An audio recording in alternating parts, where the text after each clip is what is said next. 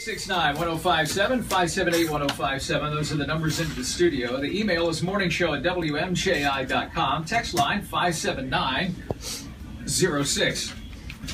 Let me give you the rundown of a little bit of background on Bret Saberhagen. So here we go. 3-time All-Star, World Series champ, 2-time Cy Young Award winner, World Series MVP, Gold Glove Award, AL Comeback Player of the Year. No-hitter, August of 91. Does that sound vaguely familiar to you, Bret? Yeah, vaguely familiar. Yes, it's been a while. It seems like forever, but yeah, I just feel very fortunate to put the uniform on for more than one day. It was longer than I ever could have expected. Is that all he did? Yeah, right. Yeah. Come on, man. Who hasn't done that? Come on, another World Series would have been nice. No, this do you, at the time when a career like that is going on. I mean, you're 21 when you won the Cy Young, right? I was. At the time, do you have any idea of what is happening around you, or is it just a blur? You know, the big thing that made it easy for me, the transition, is Mark Gubicza and I came up. We were both rookies the same year in 1984, and I think that transition made it easy because we did everything together. Okay. So, yeah, our first year we lost to Detroit in the playoffs. They ended up winning the World Series in 1984. Second year we get to the playoffs and we come from behind and beat Toronto Blue Jays when we were down 3-1. Then we won against the Cardinals 3-1. So it just seemed like every year we're going to the playoffs. And sure enough, don't get back until later on in my career after I've had a couple arm injuries and that. But the beginning of the career, it just happened so quickly. So it was, while I was playing, people were asking me, well, do you think it's happened too soon, for you in your career? And I said, you know what, I'll take it anytime I can get it. You never know whether you're going to get back or not. And sure enough, I was never back to another World Series. So. Wow. Now, during the long season, I've always wondered this, do you ever wake up and you're like, oh, we got to play again? Or do you every day going, wow, I'm playing baseball and I'm getting paid to do this. This is awesome. Or well, maybe my first couple of years I was no problem with playing 162, but later as you get in your career and the body's starting to hurt, and it always seems like August. They call them the dog days of August because that's when it's been a long season. You're doing a lot of traveling and guys are starting to get at each other a little bit on just little things. I mean, you're with these guys that you're playing on the team with more than you are with your family throughout the whole entire season. You're spending so much time with these guys. So yeah, at times there's going to be guys that are going to get on your nerves for just whatever reason. But August always seemed to be when that heat really started kicking in pretty good. And it seemed like August was a tough month. As soon as you got through August, the September seemed a little bit easier. Especially in Kansas City, well, you can pull some 100-degree days out of nowhere like it's nothing. The Midwest, and we had that artificial turf too. So I forgot about that. Dude, it's the 80s, and oh my gosh, everybody had that. They thought that was the answer. Yeah. But all it was an injury provider. Yeah, September's great as long as you're still in it. Yes. Yeah, right. If you're out, September's got to be one of the longest months. You know what? It seems like with the playoff they have going on with the wild card and the wild card play-in, it just keeps so many other teams still fighting for a chance to get to postseason. I mean, it's so strange that you play 162 games, and it's still coming down to 1 or 2 games towards the end of the season for somebody to get in. So, it is a long season, but it's very gratifying in the end when you do, and if you do make it to postseason. What do you think about the changes now with some of the instant replay and the time limit that they have? Yeah, I'm not a big fan of instant replay, and if they would have had instant replay back in 1985, that controversial call of first base with Don Denkinger, it might have hurt us a little bit. But being a pitcher, you try to get into that rhythm, and I always work quick. I didn't like to have slow things going on. I got the ball, got my sign, and got going. Yeah. I didn't want that guy in the batter's box stepping out and taking his time, and then if he did that, one might come under his chin to give him, hey, let's get going. So my games were always somewhat quick, but with instant replay, you have, slowing down a little bit. I think they're getting a little bit better, and the time between the challenges and that are getting a little bit quicker. The coach isn't coming out on the field anymore and making that delay and looking back in the dugout going, oh, should we challenge it or not? Right. So they've speeded up a little bit, but for me as a pitcher, I wouldn't like it. Two-time Cy Young Award winner Bret Saberhagen in studio with us right now. I notice your hat is a Titleist hat, which is a completely different sport altogether. You're here for a golf outing. What we're going to do, we'll take a quick break here, and we'll talk about how you're going to be here golfing to benefit Akron Children's Hospital and a couple of concerts that are coming up here, too. That's coming up in 4 minutes here on Majic. Hello. Cool.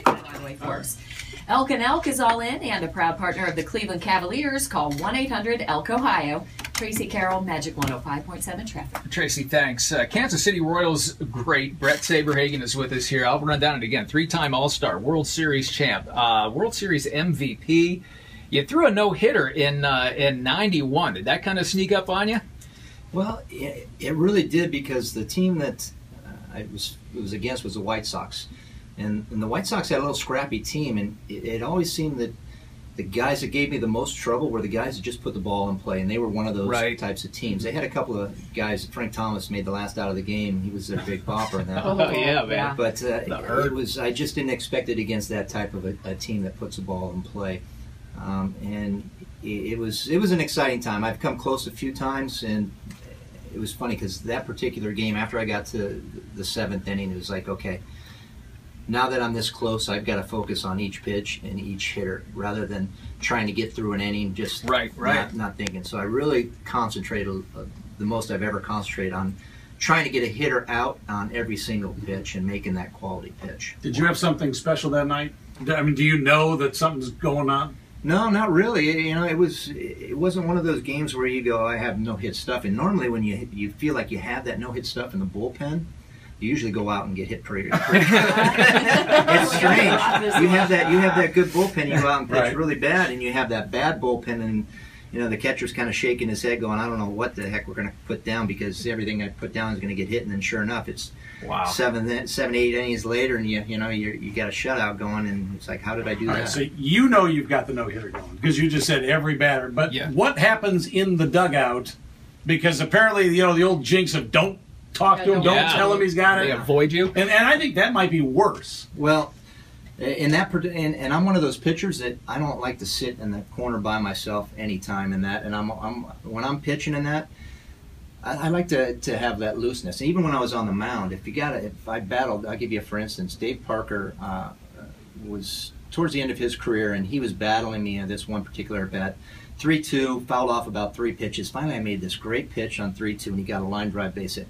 Rounded first base, and he looked over at me, and I looked at him. I said, great at bat, and he kind of shook his head and went, George was at first base playing at that time, and he goes, did he actually say what? He goes, yeah. And it's just, he wasn't something that he was expecting coming out of a pitch. Right, yeah, exactly. But as a competitor, I was. It was like, hey, you got me this time, and you had a great at bat, but I'm gonna get you next time. Wow. But getting back to the concentrate, so I like to on the bench talk and have a good time, and not get so intense and so uptight. So that was kind of a thing that relaxed me. But that particular no-hitter, Kirk Gibson missed a ball in left field off his glove.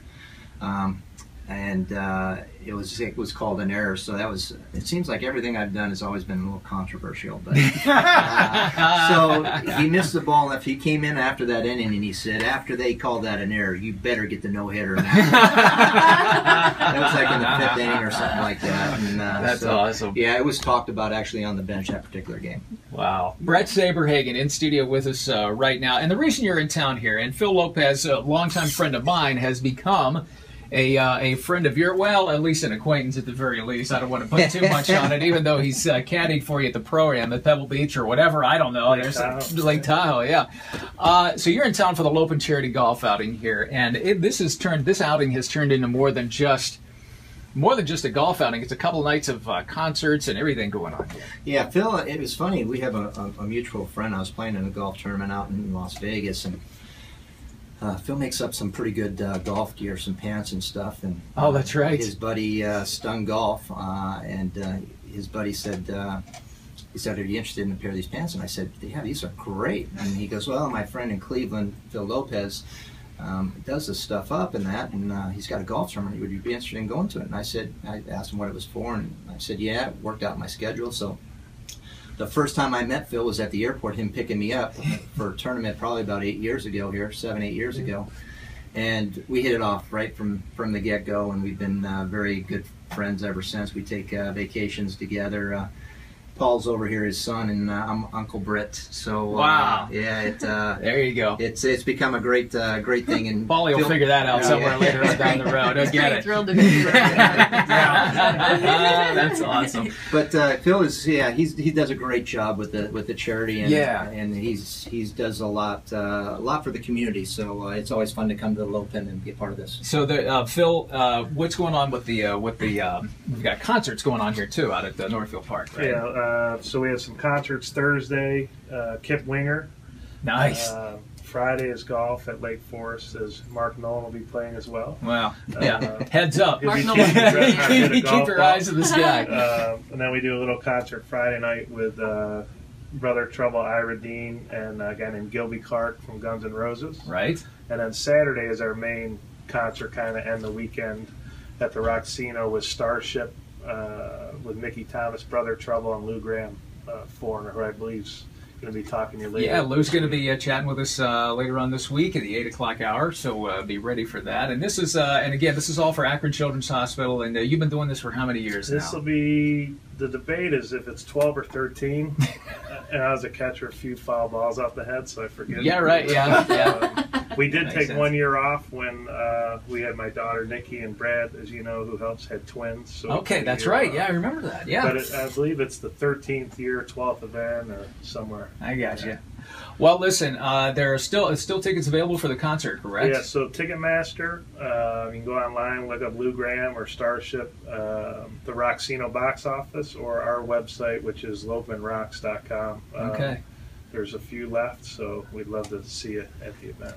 All right, very good. Listen, this has been great, Bret. Thanks so much for taking the time. Bret Saberhagen, pitching great, Cy Young Award winner, and throwing a no-hitter and a World Series MVP. You name it, you've done it all, man. And now you got to deal with this guy. I'm sorry. Yeah, come on out to the Lopen. Yeah, there'll be a few other celebrities that are going to be out there. Mark Rippon, Jim McMahon. So it's well supported. Yeah, right. Mark Nolan. The top dog. I saw him the other night. He said he's going to Hanford will be out there. You can tell Mark said to Bill, "Hey, if you want to come on the show, you better say, yes, well, exactly. he my actually name wouldn't alive." even let us say he was a celebrity. Right? He said we have to. It's in charge. All right, thanks again, guys. We appreciate you taking the time. Thanks a lot. Great. 8:30 now on the Magic Morning Show.